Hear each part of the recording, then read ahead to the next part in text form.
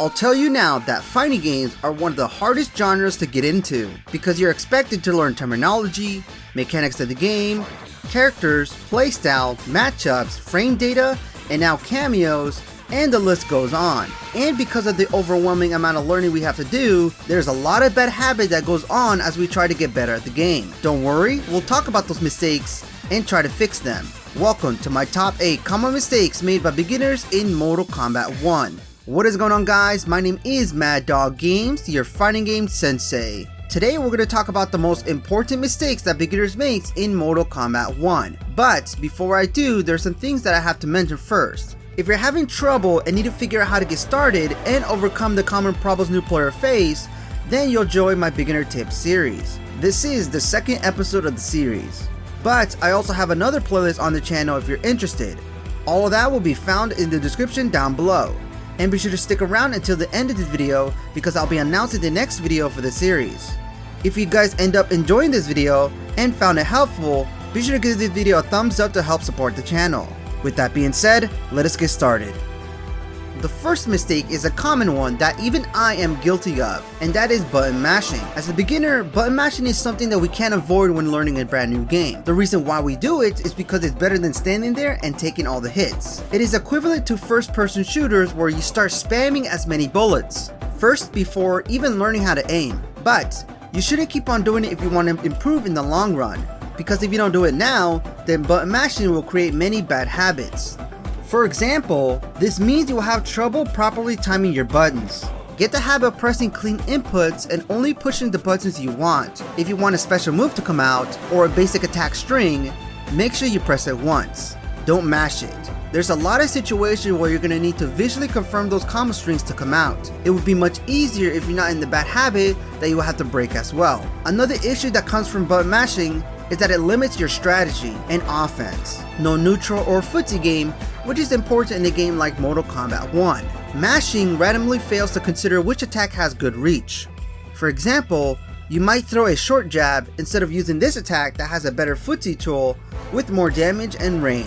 I would recommend beginners to take a little time to get used to your attacks and special moves, and know why you're using those attacks.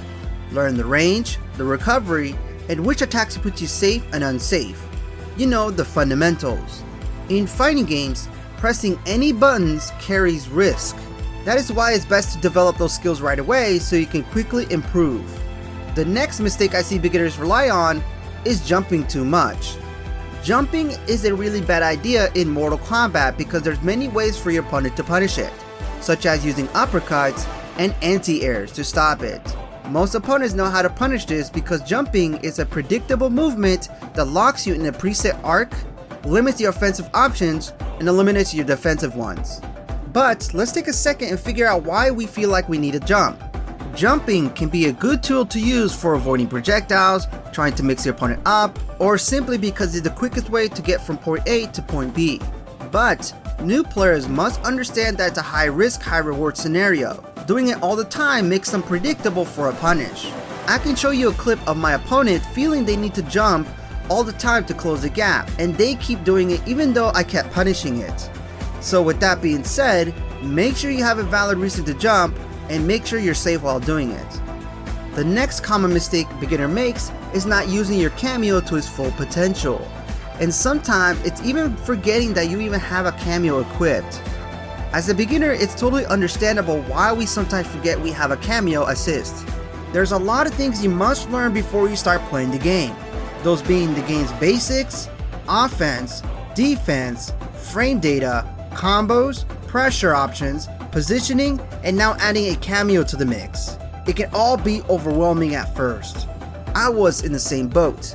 For example, integrating them into my combos, my fingers were just not fast enough to keep up.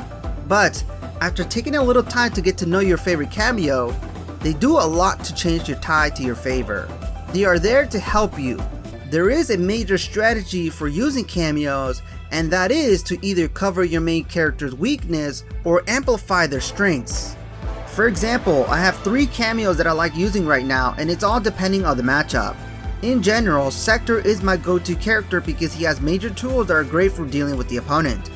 He has a standard rocket missile that is great in trapping the opponent, and buys you enough time to set up for something else. Or a teleport uppercut that surprises the opponent anywhere on the screen and launches them in the air. Cyrax is another great one because he can do pretty much everything. Catch the opponent in place with his net, or pressure them on block, or even help you deal more damage while setting up for your next combo. But if you're looking for just damage, Serena is the best pick as she can go with just about anyone. She also has a way to take your opponent's meter, and this is best used in the corner when your opponent feels trapped. It's all about how you want to deal with the opponent. Try to change up your cameo if you're having a hard time dealing with your opponent. Next on the list is not carefully managing your meter. This is one in which no matter what fighting game you play dictates how the match is gonna go. Mortal Kombat 1 offers both new and returning mechanics for fighting against an opponent. For example, the traditional meter system from Mortal Kombat 9 and X has returned, where you build meter as you play offensively by dealing damage to a blocked opponent, or by receiving damage to the opponent doing special moves, and or by getting hit. Pretty much everything you do builds meter in one way or another. Now, when it comes to the cameo system, you do have access to them twice as a standard cameo assist. The rate of your cameo gauge regenerates depending on the type of character equipped and the level of resources used. If you want to improve as a fighting game player, managing your meter is critical. Of course, some characters might require you to use more of your resources, but by managing your meter effectively, you will have more of your abilities to use more often. But one thing is for sure is that beginners make the mistake of using their resources way too soon. This is bad because when this happens, and if you get caught in the corner, you have no way to escape. Meter management is a very important skill to have because even if you have less health than your opponent, your meter bar will greatly help you gain the upper hand when used effectively. Next on the list is the mistake of learning multiple characters in a short period of time. Learning multiple characters is one of the best ways to expand your knowledge and mechanics of the game. Plus, it's very fun exploring new characters. However, when you're starting to play a new fighting game, I think it can be very hard to do that. This is because aside from learning your character and cameo synergy, there's also learning the mechanics of the game. Jumping to multiple characters can make you lose focus on what really matters first, and that is learning the fundamentals.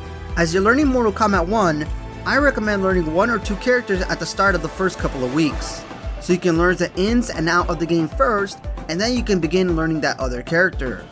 Next on the list is not using training mode to its full potential. Going to training mode is something that all players must do. It's the only real way to improve. However, you must use training mode effectively and use all the resources it's giving you, because doing it the right way will help you progress much further and faster. For example, take a little time and learn about your character's frame data.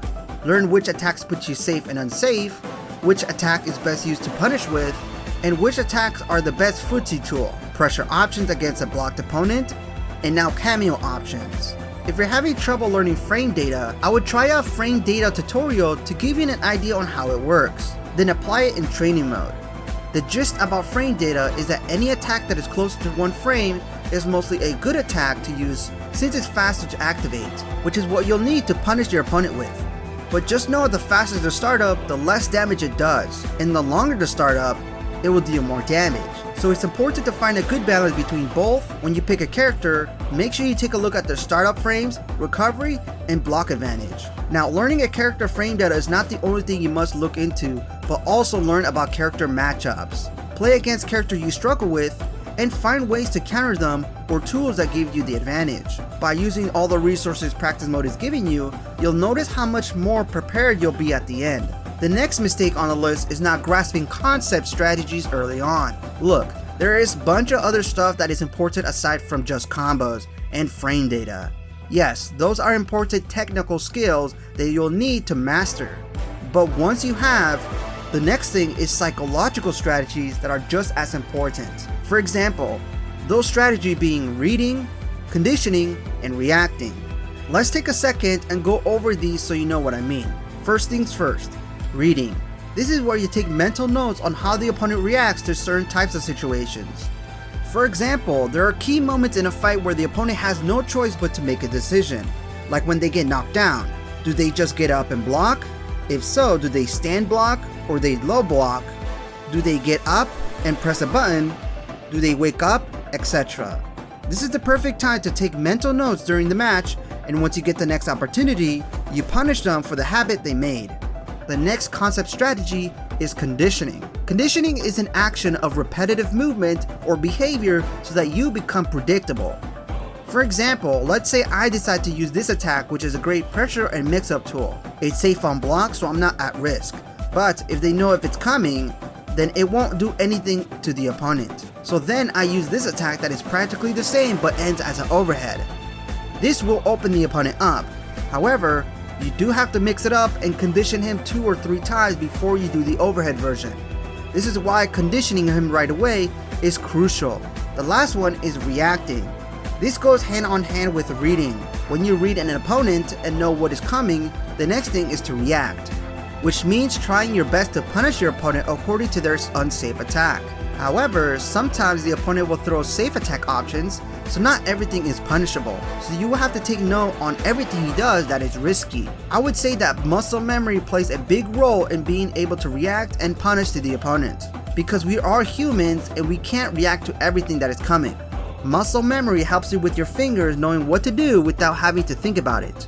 There's plenty more concepts out there that explain certain strategies such as mental stack, patience, and mind games. I can go over these in a separate video, but understanding these early on will give you an upper hand. And finally, the next mistake on the list is new players giving up. Just like how I said at the beginning of the video, fighting games is a hard genre to get into because it takes time, practice, and commitment to improve. I've seen many new players giving up when something does not go their way.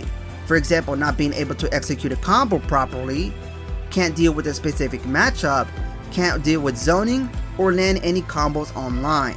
After many losses, they just give up. You need to have tough skin when playing fighting games because losing over and over again is part of the learning process. Fighting games is a lot like playing chess. Figure out what your opponent might do and adapt. The best way to play is to take baby steps. Learn the fundamentals, from there learn your combo, and then try to perform it on towers or online. If you fail, keep on trying. Keep on doing that and you'll notice that you'll steadily improve. If you're playing fighting games to win, fighting games might be not for you. In every fighting game there's a winner and a loser, and your chances are slim as a beginner to be winning more than losing. Each match is a learning experience that will make you a stronger player. If you get frustrated in losing easily, then you might consider funneling that energy into practice mode and using it as a fuel when you grind out for combos and looking for new tech. And there you guys go. Hopefully being aware of all of these will allow you to start focusing and improving them as soon as possible. For the next episode of the series, I do have a few videos in mind. I'm not exactly sure just yet, those being the best controller settings, top 5 beginner characters, or how to improve at blocking. Let me know which one you're looking forward to the most. Subscribe to my channel and hit the bell icon to know when my videos go live. Remember to like this video to show your support. I would greatly appreciate it. Thank you guys so much for watching. My name is Games, and I'll see you guys next time.